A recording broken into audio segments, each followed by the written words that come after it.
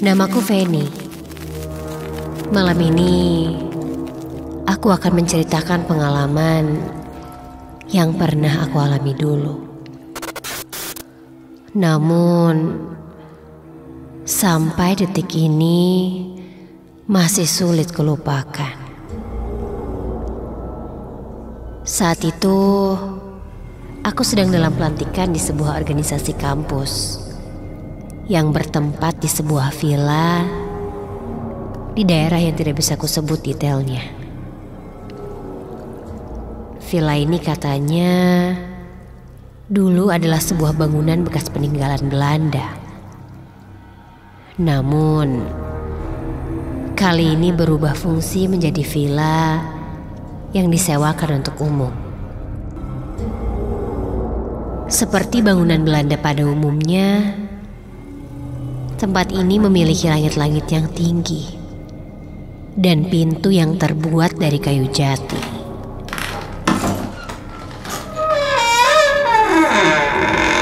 Ketika masuk ke gerbangnya, sebuah taman hijau dengan ayunan, juga ada sebuah rumah pohon di dekat pohon yang sangat besar. Ketika masuk, berjajar pintu-pintu kamar di kiri dan kanan lorong ruangan ini. Sebuah kamar paling pojok aku tunjukkan pada teman-temanku, dan ku pilih untuk tempatku dan kelompokku beristirahat. Ketika masuk, benar saja, pilihanku tidak salah. Sebuah jendela dengan pemandangan yang bagus menyambut kami.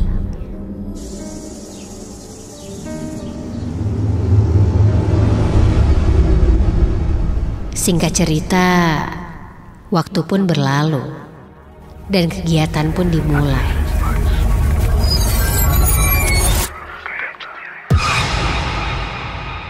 Aku ingat sekali, rundown acara hari pertama akan ada jurit malam. Tentunya aku sudah menyiapkan fisik dan mentalku. Namun sayangnya entah kenapa tiba-tiba saja badanku sedikit meriang, dan seniorku pun tak mengizinkanku untuk ikut. Aku memaksa, namun tetap saja tidak diizinkan. Udara dingin membuatku semakin tersiksa. Sampai akhirnya aku pun disuruh beristirahat di dalam kamar.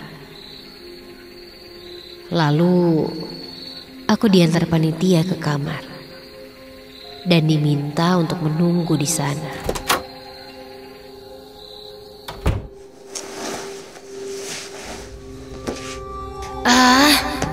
Sal, kali ini aku hanya bisa terduduk diam di dalam kamar, hanya sendiri. Suasana pun sangat hening. Telingaku sedikit berdengung karena sakit. Namun tiba-tiba ada suara seseorang yang sedang mengobrol. Suara ini berasal dari kamar sebelahku. Ternyata ada juga yang tidak ikut acara jurit malam, pikirku. Berniat mencari teman agar tidak kesepian, aku akhirnya bangkit dan keluar dari kamar.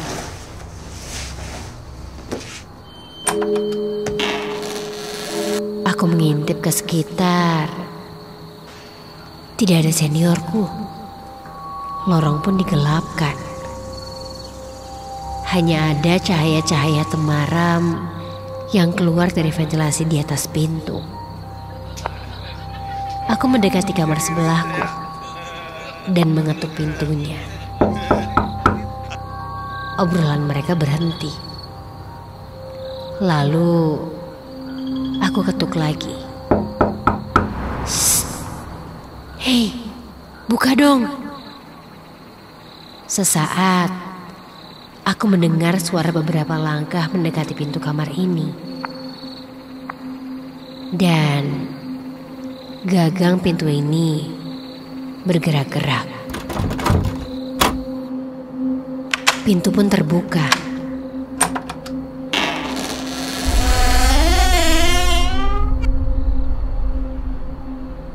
Kamar itu gelap.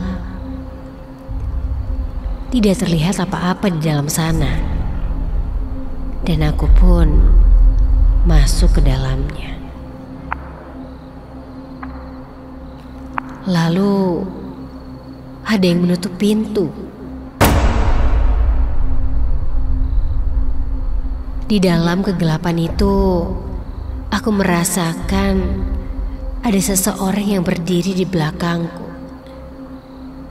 Tiba-tiba, sebuah tangan memegang punggungku dan mendorongku maju.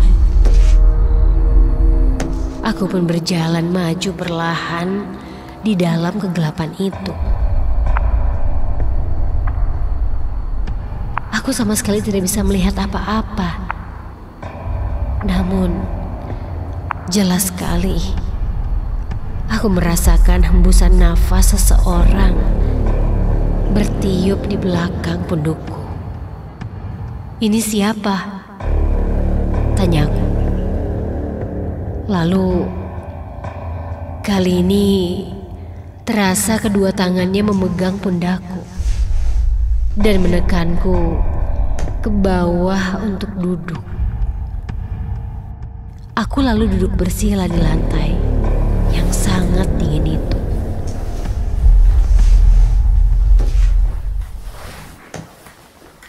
Kamar itu sebenarnya tidak terlalu gelap sekali. Aku masih bisa melihat ada dua orang yang duduk bersila di depanku.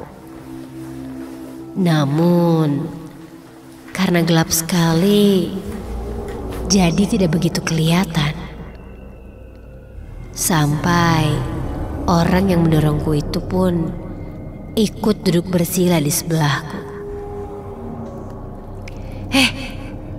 Kalian kok gelap-gelapan gini sih? Kataku. Namun, tidak ada jawaban apa-apa dari orang yang duduk di sekitarku itu. Dalam hati, aku mulai bertanya-tanya, ini siapa?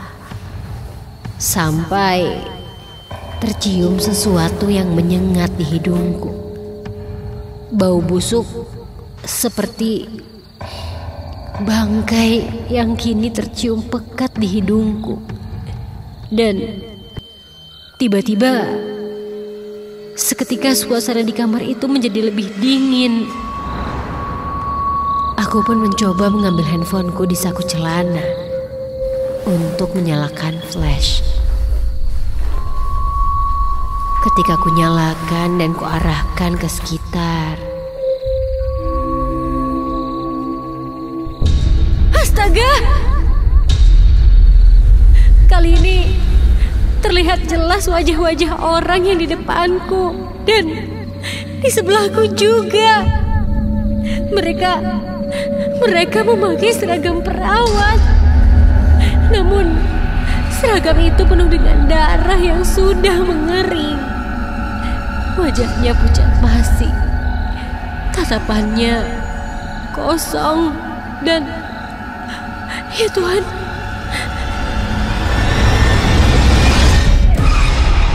siapa mereka? Jantungku seakan berhenti. Lalu aku matikan flash di handphoneku. Suasana kini menjadi gelap. Perlahan aku mundur menuju ke arah pintu kamar. Aku benar-benar sangat berhati-hati. Tiba-tiba, langkahku tertahan sesuatu. Sebuah tubuh dan sepasang tangan merangkulku. Permukaannya kasar, tangan itu memelukku kencang. Dan tiba-tiba terdengar bisikan di telingaku.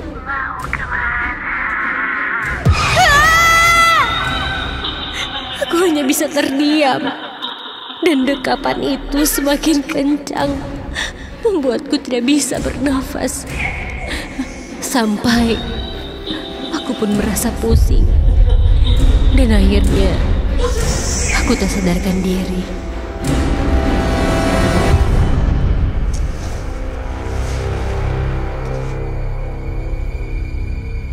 Esoknya, ketika aku terbangun, aku sudah bersama beberapa seniorku.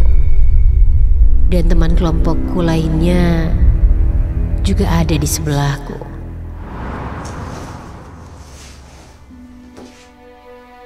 Aku menceritakan kejadian yang aku alami semalam. Dan seniorku pun bilang kalau kamar sebelahku itu dari awal memang kosong karena tidak bisa dibuka.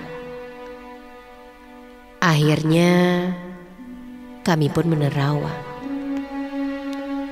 Konon dulunya tempat ini pernah dijadikan rumah singgah pada zaman penjajahan dulu. Dan di kamar sebelah kamarku itu pernah ada 3 perawat yang disekap secara sadis di sana.